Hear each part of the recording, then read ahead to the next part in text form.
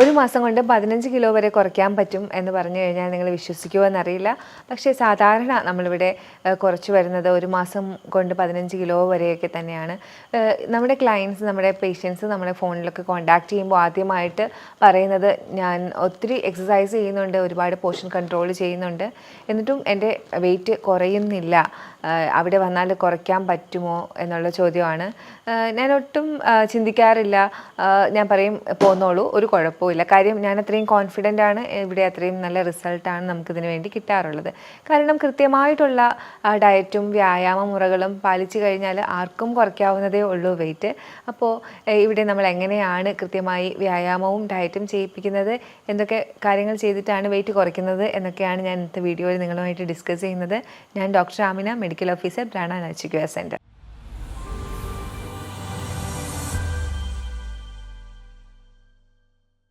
എന്തുകൊണ്ടാണ് എത്ര ശ്രമിച്ചിട്ടും കുടവയറും തടിയും കുറയാതെ വരുന്നത്? കൃത്യമായിട്ടുള്ള അറിവില്ലായ്മ തന്നെയാണ്. പോർഷൻ കൺട്രോൾ എന്ന് പറയും. കഴിക്കുന്ന ആഹാരത്തിൽ എത്ര കാർബോഹൈഡ്രേറ്റ് വേണം, എത്ര പ്രോട്ടീൻ വേണം, എത്ര ഫൈബർ വേണം. ആഹാരം കുറച്ച് കഴിക്കുന്നു എന്നുള്ളതല്ല, കഴിക്കുന്ന ആഹാരത്തിൽ എന്തൊക്കെയുണ്ട് എന്നുള്ളതിലാണ് കാര്യം. കാർബോഹൈഡ്രേറ്റ് മാത്രമാണ് നിങ്ങൾ കഴിച്ചുകൊണ്ടിരിക്കുന്നതെങ്കിൽ അത് നിങ്ങൾക്ക് ഡയറക്റ്റ് അബ്സോർബ് ചെയ്യും. അതുപോലെ തന്നെ കാർബോഹൈഡ്രേറ്റിൽ തന്നെ കോംപ്ലക്സ് കാർബോഹൈഡ്രേറ്റും ഉണ്ട്, റിഫൈൻഡ് കാർബോഹൈഡ്രേറ്റും ഉണ്ട്. പോളിഷ് ചെയ്ത അരി, അതുപോലെ തന്നെ മൈദ, പാസ്ത, അതൊക്കെ പോളിഷ്ഡ് വേർഷനാണ്. അതുപോലെ തന്നെ നമുക്ക് കോംപ്ലക്സ് കിട്ടും, അതായത് മില്ലറ്റ്, ബ്രാനുള്ള റൈസ്, നമ്മുടെ ഈ ഫ്രൂട്ട്സിലും വെജിറ്റബിൾസിലും ഒക്കെ വരുന്നത് കോംപ്ലക്സ് കാർബോഹൈഡ്രേറ്റ് ആണ്. അപ്പോൾ ഇത്തരം കോംപ്ലക്സ് കാർബോഹൈഡ്രേറ്റ് വേണം നമ്മൾ ചൂസ് ചെയ്യാനായിട്ട് വെയിറ്റ് ലോസിൻ്റെ സമയത്ത്.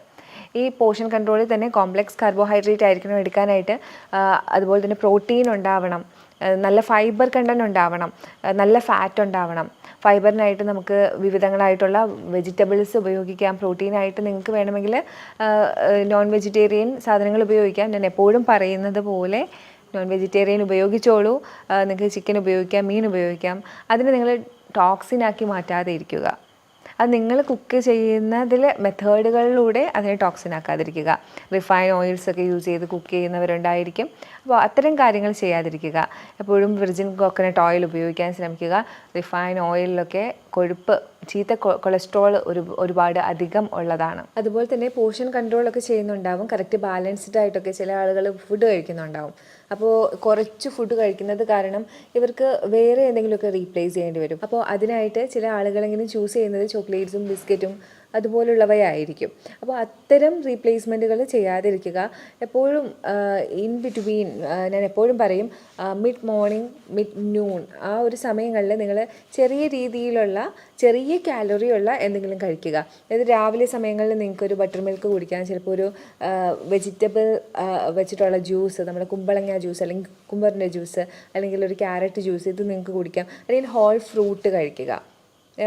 ജ്യൂസിനേക്കാളും നല്ലത് ഹോൾ ഫ്രൂട്ട് കഴിക്കുന്നത്. എന്തുകൊണ്ടാണെന്ന് ഞാൻ എക്സ്പ്ലെയിൻ ചെയ്ത് തരാം. അതുപോലെ തന്നെ ആഫ്റ്റർനൂൺ, മിഡ് നൂൺ എന്തെങ്കിലും കഴിക്കുന്നത്, നിങ്ങൾക്ക് വേണമെങ്കിൽ ഒരു എനർജി ബോൾ കഴിക്കാം. നട്ട്സൊക്കെ വെച്ച് ഉണ്ടാക്കുന്ന ഒരു കുഞ്ഞൊരു എനർജി ബോൾ കഴിക്കാം. അതുപോലെ തന്നെ നിങ്ങൾക്ക് ബട്ടർ മിൽക്ക്, അവിടെയും നിങ്ങൾക്ക് ബട്ടർ മിൽക്ക് ചൂസ് ചെയ്യാം, അല്ലെങ്കിൽ ബാർലി വാട്ടർ ചൂസ് ചെയ്യാം. അങ്ങനെ എന്തെങ്കിലും ഒരു മിഡ് നൂണും കഴിക്കുക. ഇതെന്തിനാണെന്ന് ചോദിച്ചാൽ, അത് പോർഷൻ കൺട്രോൾ ചെയ്യുന്ന ആൾക്കാർ, അല്ലെങ്കിൽ നമ്മൾ കലോറി കുറയ്ക്കുമ്പോൾ ഇൻ ബിറ്റ്വീൻ ഇത് സപ്ലൈ ചെയ്ത് കൊടുത്തു കഴിഞ്ഞാൽ നമുക്ക് കൂടുതൽ ഭക്ഷണം വേറെ കഴിക്കേണ്ടി വരില്ല. അല്ലെങ്കിൽ ചിലപ്പോൾ നമുക്ക് വിശപ്പ് തോന്നിക്കഴിയുമ്പോഴത്തേക്കും നമ്മൾ ഡീമോട്ടിവേറ്റഡ് ആവും, വേറെ എന്തെങ്കിലുമൊക്കെ എടുത്ത് കഴിക്കും. അപ്പോൾ അത്തരം സാഹചര്യം ഒഴിവാക്കാനാണ് ഞാൻ എപ്പോഴും പറയും മിഡ് നൂണും മിഡ് മോർണിംഗും, ആ ഒരു ഇൻ ബിറ്റ്വീൻ ടൈമിൽ എന്തെങ്കിലും ചെറിയ കാലറിയുള്ള ഹെൽത്തി ആയിട്ടുള്ളത് കഴിക്കണമെന്ന്. ഞാൻ പറഞ്ഞിരുന്നു, നിങ്ങൾ ഹോൾ ഫ്രൂട്ട് കഴിക്കാൻ ശ്രമിക്കണം, ഫ്രൂട്ട് ജ്യൂസുകൾ കൂടുതൽ കുടിക്കേണ്ടതെന്ന്. വെയിറ്റ് കൺട്രോൾ ചെയ്യാൻ ശ്രമിക്കുന്ന സമയത്ത് ജ്യൂസുകൾ, ഫ്രൂട്ടിൻ്റെ ജ്യൂസുകൾ അധികം നമുക്ക് പ്രിഫറബിൾ അല്ല.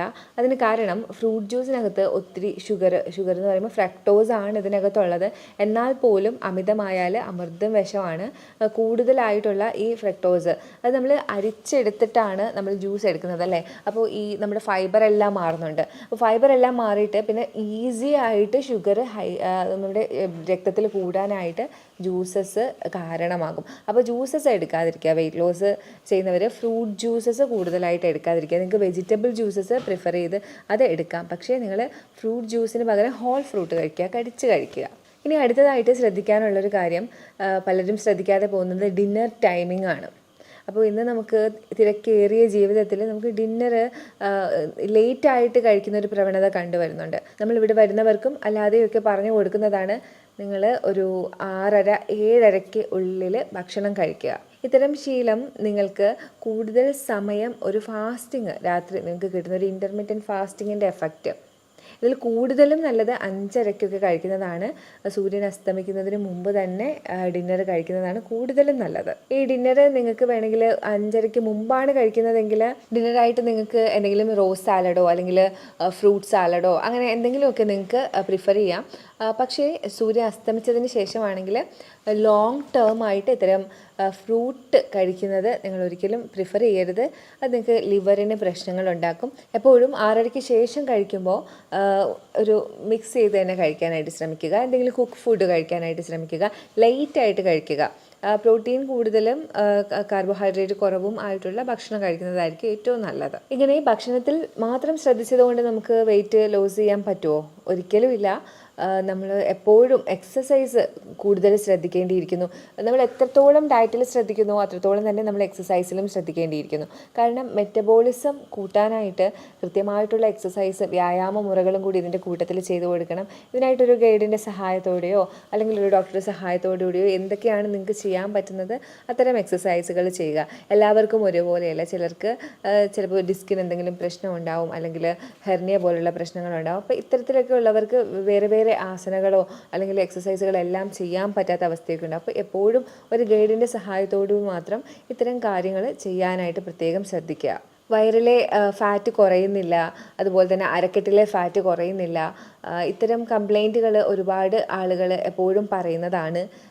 എത്രയോ നാളുകൾ എടുത്തിട്ടായിരിക്കണം നിങ്ങൾക്ക് ഫാറ്റൊക്കെ ഇത്തരത്തിൽ അടിഞ്ഞുകൂടിയത്. അപ്പോൾ എത്രയും പെട്ടെന്ന് 10 ദിവസം കൊണ്ട് ആ അടിഞ്ഞുകൂടിയ ഫാറ്റ് പോകണം, അല്ലെങ്കിൽ 20 ദിവസം കൊണ്ട്, അല്ലെങ്കിൽ ഒരു മാസം കൊണ്ട് പോകണം എന്ന് പറയുന്നതിൽ ഒരു പോയിന്റ് ഉണ്ടെന്ന് എനിക്ക് തോന്നുന്നില്ല. എനിക്ക് 3 മാസത്തിൽ 20 കിലോയൊക്കെ കുറച്ച് പേഷ്യൻ്റ് ഉണ്ട്. അപ്പോൾ അറ്റ്ലീസ്റ്റ് ഒരു 3 മാസമെങ്കിലും കൺസിസ്റ്റൻ്റ് ആയിട്ട് നിങ്ങൾക്ക് ഇത്തരത്തിലുള്ള ഡയറ്റും വർക്കൗട്ടും ഒക്കെ ഫോളോ ചെയ്യാൻ കഴിയണം. അതിന് നിങ്ങൾ തന്നെ ഒന്ന് മനസ്സ് വെക്കണം. ഇൻ ബിറ്റ്വീൻ നിങ്ങൾക്ക് പാർട്ടി കൂടണം, അല്ലെങ്കിൽ ഇൻ ബിറ്റ്വീൻ നിങ്ങൾക്ക് ട്രിപ്പ് പോകണം, അങ്ങനെയൊക്കെ ഉണ്ടെങ്കിൽ ഇതിന് നിങ്ങൾ ഡെഡിക്കേറ്റ് ആവാൻ തയ്യാറായില്ലെങ്കിൽ ഒരിക്കലും നിങ്ങൾക്ക് അത്തരത്തിലുള്ളൊരു വെയിറ്റ് ലോസ് സാധ്യമാവത്തില്ല. ഇതിന് ഡെഡിക്കേറ്റഡ് ആണ്, ഹെൽത്തി ആയിട്ടുള്ള രീതിയിൽ നിങ്ങൾക്ക് വെയിറ്റ് കുറയ്ക്കാനായിട്ട് നിങ്ങൾ തയ്യാറാണ്, ആ ഒരു കൺസിസ്റ്റൻസി, ആ ഒരു ഇത് ഫോളോ ചെയ്യാനായിട്ട് നിങ്ങൾ തയ്യാറാണെങ്കിൽ മാത്രമാണ് നിങ്ങൾക്ക് അത്തരത്തിലുള്ള ഒരു നല്ല വെയിറ്റ് ലോസ് സാധ്യമാവുന്നത്. തടി കുറയ്ക്കുന്നതിൻ്റെ ഭാഗമായിട്ട് ഒരുപാട് മിസ്റ്റേക്കുകൾ ചെയ്തു വരുന്നതായിട്ട് കണ്ടിട്ടുണ്ട്. അതായത് തടി കുറയ്ക്കുന്നതിൻ്റെ ഭാഗമായിട്ട് പട്ടിണി കിടക്കുന്നവരുണ്ട്. അവർ പറയും, ഞാൻ കുറച്ചേ ഭക്ഷണം കഴിക്കുള്ളൂ, ഞാൻ ഒന്നും കഴിക്കാറില്ല. അപ്പോൾ ഇത്തരം പ്രവണത അത്ര നല്ലതല്ല. അവർക്ക് പോർഷൻ കൺട്രോളുമില്ല, ഏത് കാർബോഹൈഡ്രേറ്റാണ് കഴിക്കുന്നതെന്നില്ല. അപ്പോൾ ഇത്തരം മിസ്റ്റേക്കുകൾ, എന്താണ് കഴിക്കുന്നത്, എങ്ങനെയാണ് കഴിക്കുന്നത്, എത്ര കഴിക്കുന്നു, അതൊന്നുമില്ല. പക്ഷേ ഒരു ഭക്ഷണം കുറച്ചേ കഴിക്കുള്ളൂ, അല്ലെങ്കിൽ കഴിക്കില്ല. ഇത്തരം അവസരങ്ങളിൽ എന്താണ് സംഭവിക്കുന്നതെന്ന് ചോദിച്ചാൽ, സത്യം പറഞ്ഞാൽ തടി കൂടാനാണ് കൂടുതൽ സാധ്യത. കാരണം ഓൾറെഡി തടി കൂടി വരുമ്പോഴത്തേക്കും നമുക്ക് ഇൻഫ്ലമേഷൻസ് ഉണ്ടാവും, നമ്മുടെ ഫാറ്റുകൾക്ക് ക്ഷതമുണ്ടാകും. ഇത്തരം ക്ഷതമുണ്ടായതിന് ശേഷം പിന്നീട് കൺട്രോൾ ചെയ്യുക എന്ന് പറയുന്നത് നമ്മൾ നല്ല രീതിയിലുള്ള ഹെൽത്തി ആയിട്ടുള്ള ഫുഡ് സപ്ലൈ ചെയ്തെങ്കിൽ മാത്രമേ ഈ ക്ഷതമുണ്ടായ സ്ഥലത്ത് ഹീലിംഗ് ഉണ്ടാവുള്ളൂ. ഈ ഹീലിംഗ് ഉണ്ടാവാതെ വീണ്ടും നമ്മുടെ ഡയറ്റ് കൺട്രോൾ എന്ന് പറഞ്ഞ് പട്ടിണി കിടന്നു കഴിഞ്ഞാൽ കൂടുതൽ വഷളാവുകയേ ഉള്ളൂ. അതുപോലെ തന്നെ വെയിറ്റ് കൂടാനാണ് അവിടെ കൂടുതൽ ചാൻസസ് വരുന്നത്. ഇതുപോലെ തന്നെ ഡയറ്റ് കൺട്രോൾ എന്ന് പറഞ്ഞ് ഭക്ഷണം കുറച്ച് കഴിച്ച് ന്യൂട്രീഷനിലൊന്നും കോൺസെൻട്രേറ്റ് ചെയ്യാതിരിക്കുക. നട്ട്സ്, ഡ്രൈ ഫ്രൂട്ട്സ് ഇത്തരത്തിൽ ഒന്നുമില്ലായിരിക്കും. ഡയറ്റ് കൺട്രോളാണ്, ഞാനൊന്നും കഴിക്കില്ല, കുറച്ച് ആഹാരം, രാത്രി പട്ടിണി കിടക്കുക, രാവിലെ പട്ടിണി കിടക്കുക, ഇത്തരത്തിലൊക്കെ പ്രാക്ടീസ് ചെയ്യുന്ന ഒരുപാട് ആളുകളുണ്ട്. ഇത്തരം രീതിയിൽ ഇത്തരം പ്രവണതകൾ നിങ്ങളെ ഡെഫിഷ്യൻസീസിലോട്ട് കൊണ്ടെത്തിക്കും. അങ്ങനെ നിങ്ങളുടെ ആരോഗ്യം, നിങ്ങൾക്ക് ബോൺ ഹെൽത്ത് കുറയും, നിങ്ങൾക്ക് നിങ്ങളുടെ ബോൺസിനും നിങ്ങളുടെ ഓർത്തോ റിലേറ്റഡ് ആയിട്ടുള്ള പ്രശ്നങ്ങൾ ഭാവിയിൽ നിങ്ങൾക്ക് വരും. എല്ലിന് തേയ്മാനം, എല്ലിന് പെട്ടെന്ന് രോഗങ്ങൾ വരിക, ഇത്തരം കാര്യങ്ങളെ നിങ്ങൾ ക്ഷണിച്ചു വരുത്തും. നിങ്ങൾ വെയിറ്റ് കുറയ്ക്കുക എന്ന് പറയുന്ന ഇപ്പോഴത്തെ പ്രോസസ്സ് ശരിയായ രീതിയിൽ നടത്തിയില്ലെങ്കിൽ. പിന്നെ കണ്ടുവരുന്ന ഒരു ശീലമാണ് ചില ഡ്രിങ്കുകൾ കുടിക്കുക. ഏതെങ്കിലും ഇപ്പം ചിയാ സീഡ് ഇട്ട വെള്ളം കുടിക്കും, അല്ലെങ്കിൽ സിന്നമൺ തിളപ്പിച്ച് കുടിക്കും, വേറെ എന്തെങ്കിലും ഇഞ്ചി തിളപ്പിച്ച് കുടിക്കും. അപ്പോൾ ഇത് നമ്മൾ കൂടുതലായിട്ടും യൂട്യൂബിൽ അല്ലെങ്കിൽ ആർട്ടിക്കിൾസിലൊക്കെ കാണും. ഇഞ്ചി നീര് കുടിക്കൂ, വെയിറ്റ് നിങ്ങളുടെ തടി ഉരുക്കി കളയൂ, അങ്ങനെയൊക്കെ പറഞ്ഞിട്ടുള്ള ഹെഡിങ് കണ്ട് ഇത് ഇങ്ങനെ കുടിച്ചുകൊണ്ടിരിക്കും. പക്ഷേ അവിടെയും വേറെ ഒന്നുമില്ല, ഡയറ്റ് കൺട്രോളോ എക്സസൈസോ അങ്ങനെ ഒന്നുമില്ല. ജസ്റ്റ് ഇത് നീര് കുടിച്ചുകൊണ്ടിരിക്കും. ഇത്തരം ഇഞ്ചി നീര് അല്ലെങ്കിൽ സിന്നമണൊക്കെ ഡെയിലി കുടിക്കുന്നത് തന്നെ പിന്നീട് ബോഡിക്ക് അപകടകരമായി വരും. ഞാൻ എപ്പോഴും പറയുന്ന കാര്യമാണ്, മെഡിസിനൽ വാല്യൂ ഉള്ള എന്ത് നിങ്ങൾ കഴിക്കുമ്പോഴും ഒരു ചെറിയ വാഷ് ഔട്ട് പീരീഡ് 10 ദിവസം എടുത്തു കഴിഞ്ഞാൽ ഒരു 5 ദിവസം നിങ്ങൾ കഴിക്കാതെ ഇരിക്കുക. അതാണ് നിങ്ങൾക്ക് ഉത്തമമായിട്ട് വരുന്നത്. കാര്യം ഇത്തരം മെഡിസിനൽ വാല്യൂ ഉള്ളത് നിങ്ങൾക്കത് ആ മെഡിസിൻ്റെ ആ ഒരു കണ്ടൻറ്റ് നിങ്ങളുടെ ബോഡിയിൽ കൂടിക്കഴിഞ്ഞാൽ അത് നിങ്ങൾക്ക് ടോക്സിനായിട്ട് മാറും. അതുപോലെ തന്നെ ചില ഭക്ഷണങ്ങൾ മാത്രം മാറ്റിവെക്കും. നിങ്ങൾക്ക് ഇഷ്ടമുള്ളത് നിങ്ങൾ കഴിക്കും, പക്ഷേ ചിലത് മാറ്റിവെക്കും. അത്തരം പ്രവണതയും കണ്ടുവരുന്നുണ്ട്. പിന്നെ പൊതുവായി കണ്ടുവരുന്നതാണ് രാവിലത്തെ ഭക്ഷണം ഒഴിവാക്കുക. രാവിലത്തെ ഭക്ഷണമൊക്കെ ഒഴിവാക്കുന്നത് നിങ്ങളെ ആരോഗ്യത്തെ അത്രയും നെഗറ്റീവായിട്ട് ബാധിക്കുന്ന ഒരു കാര്യമാണ്. അപ്പോൾ രാവിലത്തെ ഭക്ഷണം ഇത്തരത്തിൽ ഒഴിവാക്കാതിരിക്കുക. വെയിറ്റ് ലോസ് എന്ന് പറയുന്ന പേരിൽ നിന്ന് ബ്രെയിൻ സെല്ലിന് അത്രയും അത്യാവശ്യമായിട്ടുള്ളതാണ് രാവിലത്തെ ഭക്ഷണം, ബ്രേക്ക്ഫാസ്റ്റ് എന്ന് പറയുന്നത്. അത് ഏറ്റവും നല്ല രീതിയിൽ കഴിക്കേണ്ട ഒന്നാണ്. അപ്പോൾ അത്തരം കാര്യങ്ങൾ ചെയ്യാതെ ഇരിക്കുക. മെയിനായിട്ട് കണ്ടുവരുന്ന വെയിറ്റ് ലോസ് എന്ന പേരിൽ കണ്ടുവരുന്ന മറ്റൊരു മിസ്റ്റേക്കാണ് രാത്രിയിൽ ഫ്രൂട്ട്സ് മാത്രം കഴിക്കുക എന്ന് പറയുന്നത്. ഇത് ഞാനും ഒരു സമയത്ത് പ്രൊമോട്ട് ചെയ്തിരുന്നൊരു കാര്യമാണ്. പിന്നീട് ഞാനത് തിരുത്തി കൊടുത്തിട്ടുണ്ട് എല്ലാവർക്കും. രാത്രി ഫ്രൂട്ട്സ് മാത്രം കഴിക്കുന്നത് കാരണം നമുക്ക് ലിവർ ഡിസീസസ് വരാനായിട്ടുള്ള സാധ്യതയുണ്ട്. എന്നുവെച്ച് ഫ്രൂട്ട്സ് തൊടാനേ പാടില്ല എന്നല്ല, നിങ്ങൾക്ക് എന്തെങ്കിലും ഭക്ഷണത്തിൻ്റെ കൂടെ ഫ്രൂട്ട്സ് കഴിക്കുന്നെങ്കിൽ പ്രശ്നമില്ല. രാത്രി ഫ്രൂട്ട്സ് മാത്രം ലോങ് ടേം ഒരുപാട് നാൾ കഴിക്കുകയാണെങ്കിൽ നിങ്ങൾക്ക് നോൺ ആൽക്കഹോളിക് ലിവർ ഡിസീസസ് വരാനുള്ള സാധ്യതയുണ്ട്. അപ്പം വെയിറ്റ് ലോസിൻ്റെ പേരിൽ ഇത്തരത്തിൽ രാത്രി ഫ്രൂട്ട് മാത്രം കഴിച്ച് പ്രാക്ടീസ് ചെയ്യുന്നവരുണ്ടെങ്കിൽ ദയവ് ചെയ്ത് അത് നിർത്തുക. എന്തൊക്കെ ചെയ്താലാണ് നമുക്ക് പെട്ടെന്ന് തടി കുറയ്ക്കാൻ പറ്റുന്നത്? ഫൈബർ റിച്ച് ആയിട്ടുള്ള ഫുഡ് കൂടുതലായിട്ട് ഉൾപ്പെടുത്തുക. എപ്പോഴും ഇതിൻ്റെ കൂട്ടത്തിൽ നിങ്ങൾ കുറച്ച് സാലഡ് ഉൾപ്പെടുത്തണം. ഫൈബർ റിച്ച് ആയിട്ടുള്ള സാലഡ് നിങ്ങളുടെ കൂടെ ഉണ്ടാവണം. അതിനകത്ത് ക്യൂക്കമ്പർ, ക്യാരറ്റ്, അധികം ക്യാബേജ്, അത്തരം ഫൈബർ കൂടുതലുള്ള നിങ്ങൾക്ക് എന്താണോ അവൈലബിൾ ആയിട്ട് കിട്ടുന്നത് അത്തരം സാധനങ്ങൾ നിങ്ങൾ ഉൾപ്പെടുത്തണം. ഇൻ്റർമീഡിയറ്റ് ഫാസ്റ്റിംഗ് ചെയ്യുന്നത് വളരെ നല്ലതാണ്. ഒരു 16 മണിക്കൂറെങ്കിലും നിങ്ങളൊരു ഭക്ഷണം ഉള്ളിലേക്ക് ചെല്ലാത്ത രീതിയിൽ, കാലറി റെസ്ട്രിക്റ്റഡ് ആയിട്ടുള്ള രീതിയിൽ കൊണ്ടുപോകുന്നത് വളരെ നല്ലതാണ്. അതിന് ഈവനിങ് ഒരു 5:30 ആ ഒരു റേഞ്ചിൽ നിങ്ങൾ ഡിന്നർ കഴിക്കുകയാണെങ്കിൽ, പിന്നെ രാവിലെ ഒരു 7:30 കഴിക്കുകയാണെങ്കിൽ നിങ്ങൾക്ക് ഉറപ്പായിട്ടും ഒരു 16 മണിക്കൂർ ഫാസ്റ്റിംഗ് കിട്ടും. അപ്പോൾ അത്തരത്തിൽ ഇൻ്റർമീഡിയറ്റ് ഫാസ്റ്റിംഗ് ചെയ്യുകയാണെങ്കിൽ നിങ്ങൾക്ക് ഒരു പ്രയാസവും ഉണ്ടാവില്ല. At the same time the എഫക്റ്റും നിങ്ങൾക്ക് കിട്ടും. കംപ്ലീറ്റ് ഷുഗർ കട്ട് ചെയ്യുക. അതുപോലെ തന്നെ റിഫൈൻഡ് കാർബോഹൈഡ്രേറ്റ്, 5 വെള്ള വിഷങ്ങൾ എന്ന് പറയും, വൈറ്റ് പോയിസൺസ് എന്ന് പറയും. അവ വൈറ്റ് ഷുഗർ, മൈദ, വൈറ്റ് റൈസ്, ഉപ്പ്, പിന്നെ പാല്.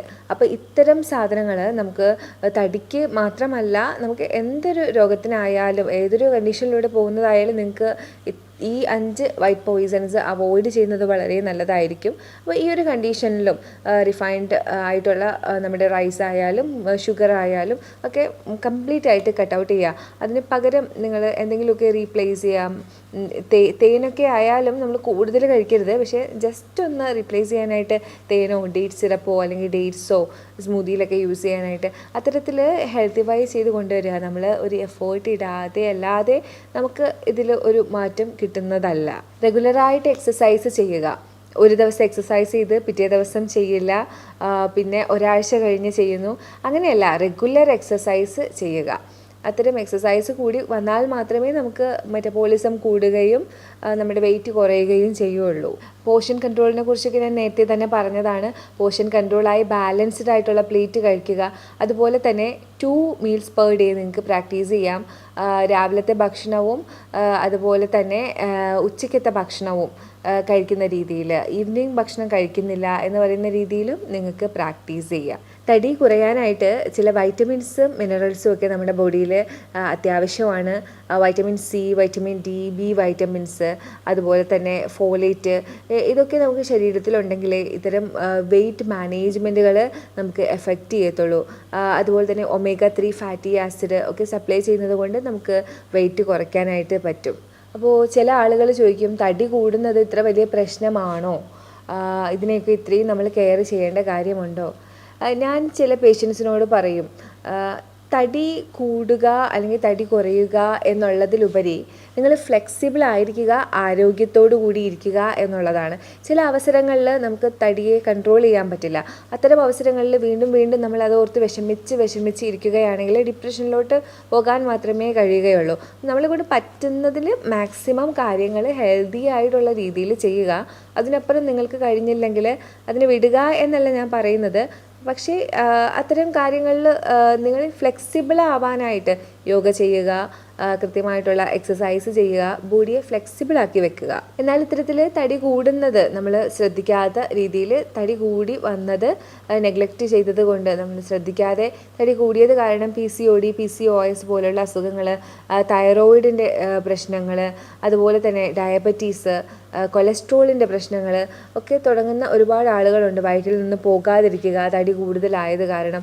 അങ്ങനെ ഒത്തിരി പ്രശ്നങ്ങൾ ഉണ്ടാവാറുണ്ട്. മാത്രമല്ല കാലിൽ നമുക്ക് താങ്ങാൻ പറ്റാതെ വന്ന് നമ്മുടെ മുട്ട് തേയ്മാനം, അതുപോലെ തന്നെ പാദങ്ങൾക്ക് താങ്ങാൻ പറ്റാതെ വന്നിട്ട് ആങ്കിൾ ജോയിൻറ്റിന് പ്രശ്നങ്ങൾ, വെരിക്കോസ് വെയിൻ, അങ്ങനെ ഒരുപാട് പ്രശ്നങ്ങളാണ് ഇങ്ങനെ തൂക്കം നമ്മൾ നിയന്ത്രിക്കാതെ വരുന്നത് കാരണം ഉണ്ടാകുന്നത്. ഇനി കൃത്യമായ രീതിയിലല്ല തൂക്കം കുറയ്ക്കുന്നത് എന്നുണ്ടെങ്കിൽ നമുക്ക് പല പ്രശ്നങ്ങൾ നേരിടാം.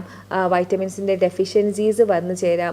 അതുപോലെ തന്നെ സ്കിന്ന് ചുളിഞ്ഞു പോകാം, പെട്ടെന്ന് പ്രായമാകുന്നത് പോലെ, ഗ്ലോ നഷ്ടപ്പെടുന്നത് പോലെ ഒക്കെ ഉള്ള പ്രശ്നങ്ങൾ വരാം. അപ്പോൾ കൃത്യമായി ഒരു നല്ല എക്സ്പേർട്ടിൻ്റെ സഹായത്തോടു കൂടി മാത്രം നിങ്ങൾ ഇത്തരം വെയിറ്റ് ലോസ് പ്രോഗ്രാംസ് ചെയ്ത് വെയിറ്റ് കുറയ്ക്കുക.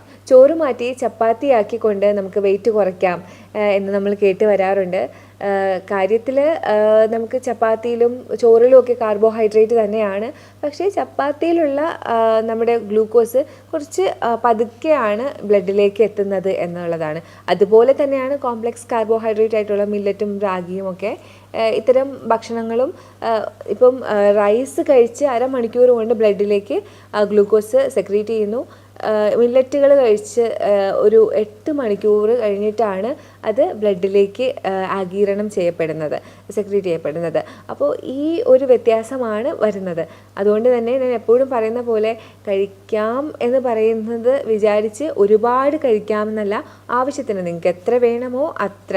അതിൽ ഞാൻ പറയാറുണ്ട്, അമിത ഭക്ഷണം, വയറ്റിൻ്റെ 1/4 ഭാഗം ഒഴിച്ചിട്ടുകൊണ്ട് നിങ്ങൾ ഭക്ഷണം കഴിക്കുക. അതല്ലാതെ നിറച്ച് ഭക്ഷണം കഴിക്കാനാണ് ഭാവിക്കുന്നതെങ്കിൽ നമുക്ക് വെയിറ്റ് ലോസ് ഒരിക്കലും സാധ്യമാവില്ല. ഒരുപാട് ആളുകൾക്ക് ഉള്ള ടെൻഷനാണ്, നമുക്കൊക്കെ ഡയറ്റ് ചെയ്യാൻ പറ്റുമോ, ജ്യൂസൊക്കെ മാത്രം കുടിച്ച് നിൽക്കാൻ പറ്റുമോ, റോ സാലഡൊക്കെ മാത്രം കഴിച്ചൊക്കെ പറ്റുമോ?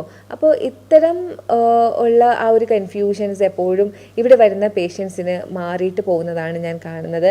അവർ ഒരിക്കൽ ഇവിടെ വന്നു കഴിയുമ്പോൾ ഓരോ ദിവസവും നമ്മൾ പെട്ടെന്നല്ല ഒരിക്കലും വന്ന അന്ന് തന്നെ ജ്യൂസ് ഫാസ്റ്റിംഗ് കൊടുക്കുന്നു, അങ്ങനെയല്ല.